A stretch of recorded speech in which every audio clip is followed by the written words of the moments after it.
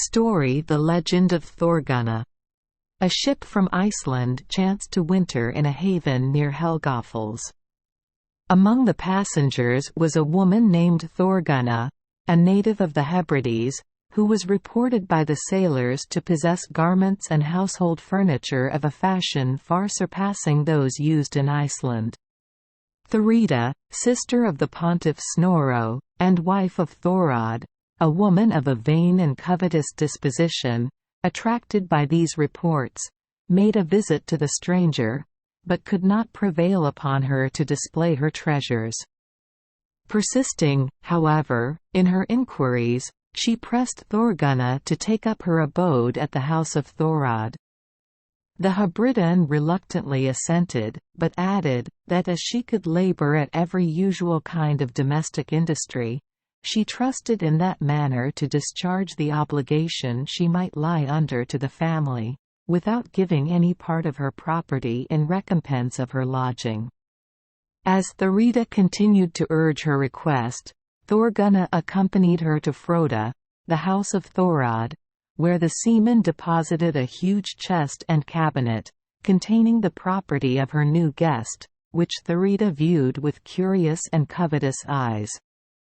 So soon as they had pointed out to Thorgunna the place assigned for her bed, she opened the chest, and took forth such an embroidered bed coverlid, and such a splendid and complete set of tapestry hangings, and bed furniture of English linen, interwoven with silk, as had never been seen in Iceland. "Sell to me," said the covetous matron, "this fair bed furniture." "Believe me," answered Thorgunna, "I will not lie upon straw in order to feed thy pomp and vanity," an answer which so greatly displeased Thurida that she never again repeated her request. Thorgunna, to whose character subsequent events added something of a mystical solemnity, is described as being a woman of a tall and stately appearance, of a dark complexion, and having a profusion of black hair. She was advanced in age, assiduous in the labors of the field and of the loom, a faithful attendant upon divine worship, grave, silent, and solemn in domestic society. She had little intercourse with the household of Thorod, and showed particular dislike to two of its inmates. These were Thorir, who, having lost a leg in the skirmish between Thorbjorn and Thorarin the Black, was called Thorir Widlegger, wooden leg, from the substitute he had adopted, and his wife, Thorgrimma, called Guldra Kinna, wicked sorceress, from her supposed skill in enchantments. Kiartan, the son of Thurida, a boy of excellent promise, was the only person of the household to whom Thorgunna showed much affection, and she was much vexed at times when the childish petulance of the boy made an indifferent return to her kindness. After this mysterious stranger had dwelt at Froda for some time, and while she was laboring in the hay field with other members of the family, a sudden cloud from the northern mountain led Thorod to anticipate a heavy shower. He instantly commanded the hay workers to pile up in ricks the quantity which each had been engaged in turning to the wind. It was afterwards remembered that Thorgunna did not pile up her portion, but left it spread on the field. The cloud approached with great celerity, and sank so heavily around the farm, that it was scarce possible to see beyond the limits of the field.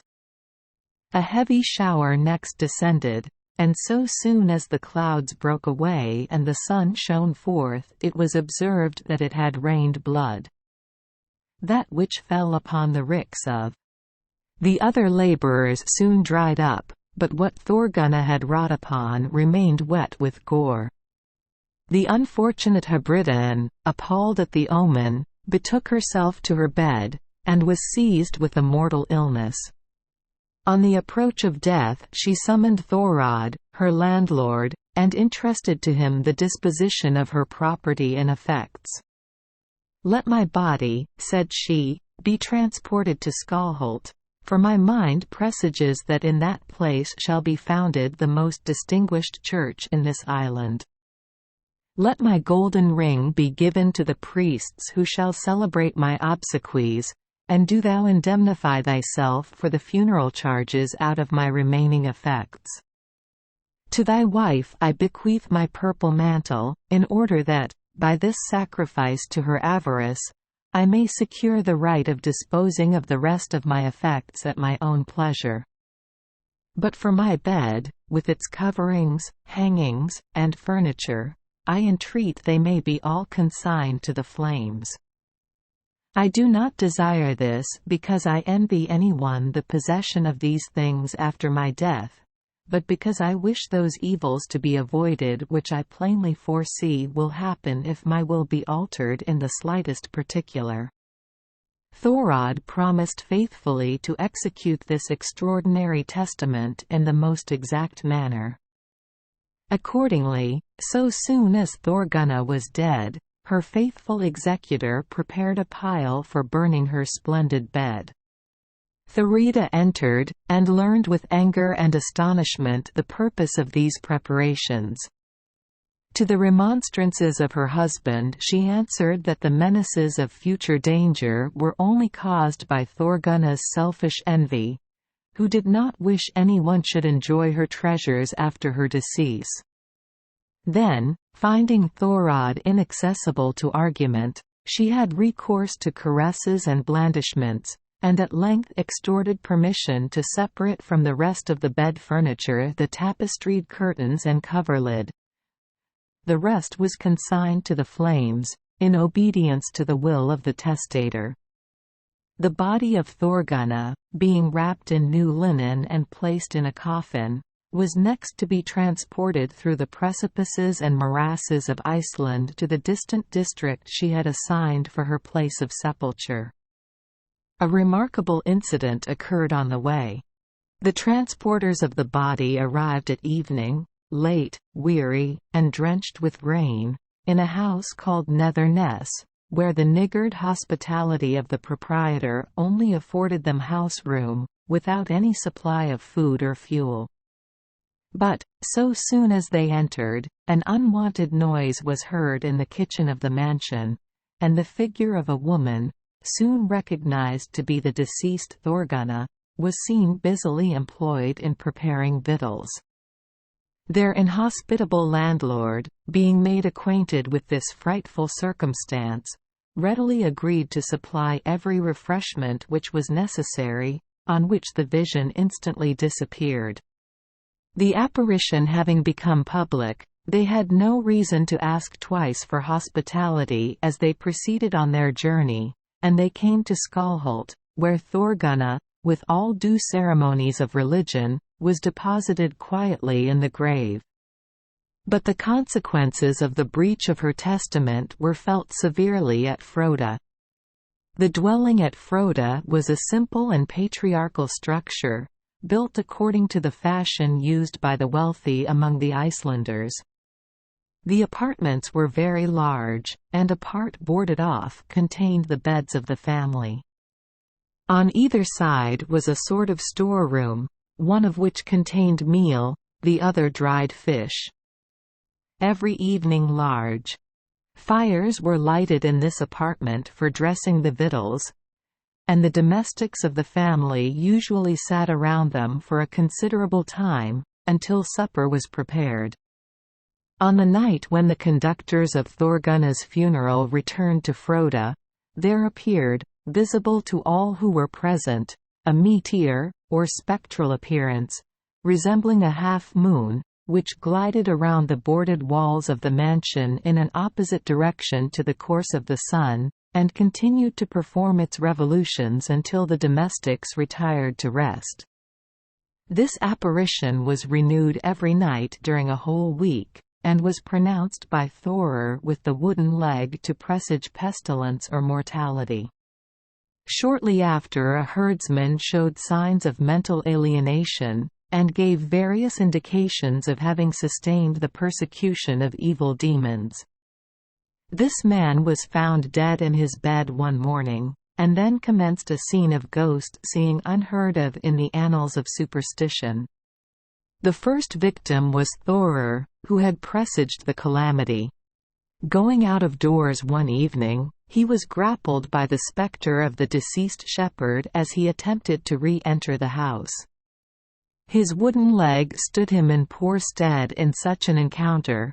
He was hurled to the earth, and so fearfully beaten, that he died in consequence of the bruises. Thorir was no sooner dead than his ghost associated itself to that of the herdsman, and joined him in pursuing and assaulting the inhabitants of Froda. Meantime an infectious disorder spread fast among them, and several of the bondsmen died one after the other. Strange portents were seen within doors, the meal was displaced and mingled, and the dried fish flung about in a most alarming manner, without any visible agent. At length, while the servants were forming their evening circle round the fire, a spectre, resembling the head of a sealfish, was seen to emerge out of the pavement of the room, bending its round black eyes full on the tapestried bed curtains of Thorgunna. Some of the domestics ventured to strike at this figure, but, far from giving way, it rather erected itself further from the floor, until Kiartan, who seemed to have a natural predominance over these supernatural prodigies, seizing a huge forge hammer, struck the seal repeatedly on the head, and compelled it to disappear, forcing it down into the floor, as if he had driven a stake into the earth. This prodigy was found to intimate a new calamity. Thorod, the master of the family, had some time before set forth on a voyage to bring home a cargo of dried fish. But in crossing the river Anna the skiff was lost and he perished with the servants who attended him. A solemn funeral feast was held at Froda, in memory of the deceased, when, to the astonishment of the guests, the apparition of Thorod and his followers seemed to enter the apartment dripping with water. Yet this vision excited less horror than might have been expected, for the Icelanders, though nominally Christians, retained, among other pagan superstitions, a belief that the spectres of such drowned persons as had been favorably received by the goddess Rana were wont to show themselves at their funeral feast. They saw, therefore, with some composure, Thorod and his dripping attendants plant themselves by the fire, from which all mortal guests retreated to make room for them. It was supposed this apparition would not be renewed after the conclusion of the festival. But so far were their hopes disappointed, that, so soon as the morning guests had departed, the fires being lighted, Thorod and his comrades marched in on one side, drenched as before with water. On the other entered Thorir, heading all those who had died in the pestilence, and who appeared covered with dust. Both parties seized the seats by the fire, while the half-frozen and terrified domestics spent the night without either light or warmth. The same phenomenon took place the next night, though the fires had been lighted in a separate house, and at length Kiartan was obliged to compound matters with the spectres by kindling a large fire for them in the principal apartment, and one for the family and domestics in a separate hut. This prodigy continued during the whole feast of Joel. Other portents also happened to appall this devoted family. The contagious disease again broke forth, and when anyone fell a sacrifice to it, his spectre was sure to join the troop of persecutors, who had now almost full possession of the mansion of Froda. Thorgrima Guldrakina, wife of Thorir, was one of these victims, and, in short, of 30 servants belonging to the household, 18 died, and 5 fled for fear of the apparitions, so that only 7 remained in the service of Kiartan. Kiartan had now recourse to the advice of his maternal uncle Snorro, in consequence of whose counsel, which will perhaps appear surprising to the reader, judicial measures were instituted against the spectres. A Christian priest was, however, associated with Thorgunna, son of Snorro, and with Kiartan, to superintend and sanctify the proceedings. The inhabitants were regularly summoned to attend upon the inquest, as in a cause between man and man, and the assembly was constituted before the gate of the mansion, just as the spectres had assumed their wonted station by the fire.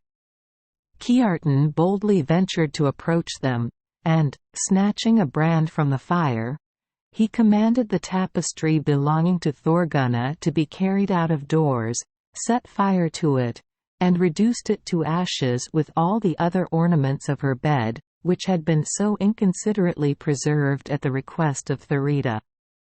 A tribunal being then constituted with the usual legal solemnities, a charge was preferred by Kiartan against Thorir with the wooden leg, by Thorgunna against Thorod, and by others chosen as accusers against the individual spectres present, accusing them of molesting the mansion, and introducing death and disease among its inhabitants. All the solemn rites of judicial procedure were observed on this singular occasion. Evidence was adduced, charges given, and the cause formally decided.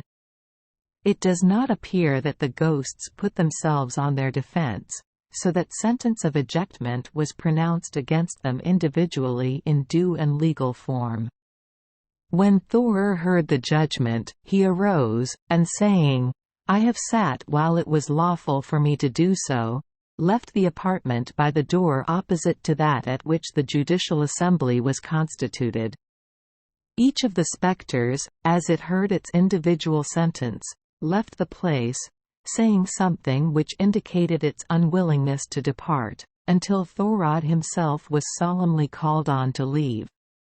"We have here no longer," said he, "a peaceful dwelling, therefore will we remove." Kiartan then entered the hall with his followers, and the priest, with holy water, and celebration of a solemn mass, completed the conquest over the goblins, which had been commenced by the power and authority of the Icelandic law. Thank you for joining us for today's fairy tale. We hope these stories bring joy and meaning to your day. If you love our channel, please hit the subscribe button so you won't miss any exciting tales. Wishing you a good night and sweet dreams. See you in the next story.